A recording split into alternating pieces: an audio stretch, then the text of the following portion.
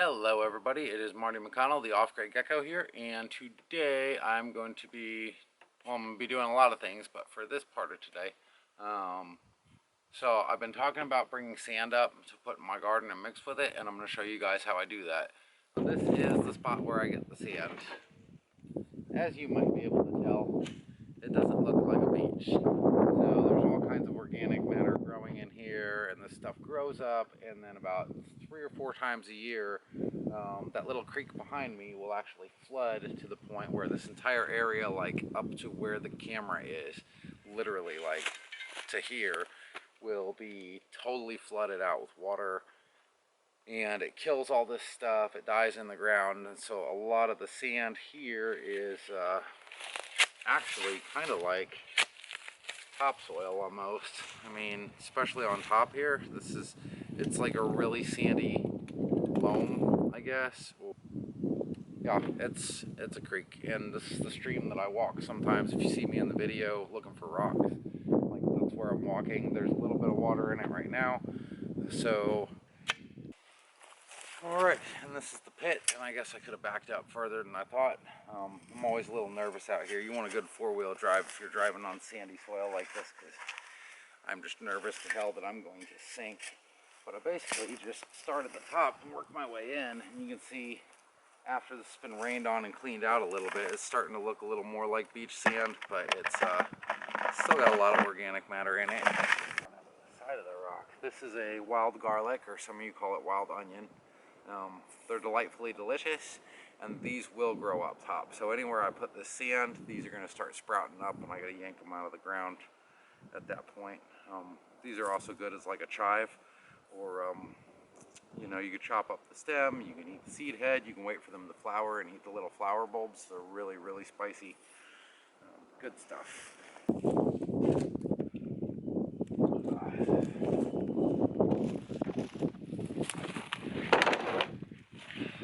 So how much sand are we talking about here? Well, a 5-gallon bucket full of clean sand probably weighs around 60 to 70 pounds. That's dry. This is heavy enough that I totally broke my handle on this bucket. Oops. So this is going to be a little bit more fun to lug around now, but maybe a little more old-fashioned. This is not as much work as it looks like. So I'm going to carry on, push this monster in there. I've got the other two already filled up, and then we'll take them to the top and dump them.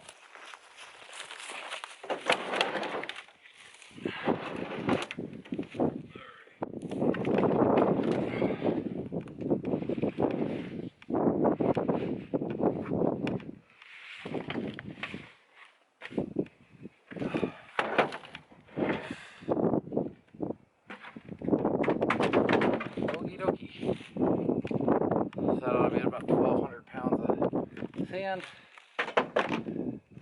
We'll just call it half a ton.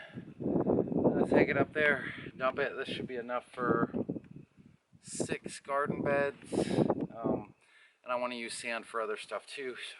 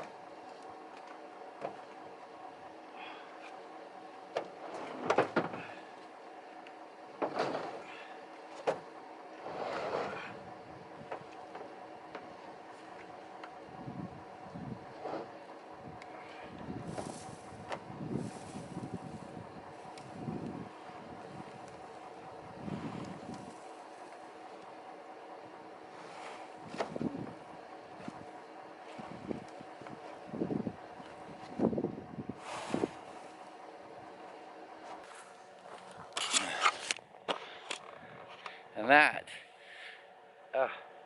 is how we get sand. At least how I get sand. It's a pretty good little pile, and that'll be more than enough to keep me busy in the garden for the rest of the day at least. So don't need to get any more today. Now, if I start mixing clay for bricks, which is something I come back to all the time, it's about 1 part sand, which I'll have to clean that up a little bit because it's not good for brick making as it is. Well, I guess it would work, but 1 part sand to about 4 parts clay. I'll be getting the clay from over there, from a similar pit, or maybe over here when I decide how I'm going to lay all this out for the future of the homestead. But yeah, so that's going to get mixed into the garden, most of it. I may take some of it and clean it up a little just so I can get a process working for cleaning and purifying the sand. But for the moment, I'm going to go get me a burger. I'm being lazy today on food. I'm just going to go eat me a burger and drink a Coke, I think. Yeah, that's what I'm going to do. I'm going to cheat for lunch. But, yeah, keep an eye on the channel. I'm going to be doing a lot more. Thought I'd just show you guys some of this little work that goes into it. One of these days I'll get a tractor and this will be like 100 times easier. But for now, this is what we got to work with, so making it work. It really makes you appreciate, like if I had to get all this up here with a wooden cart,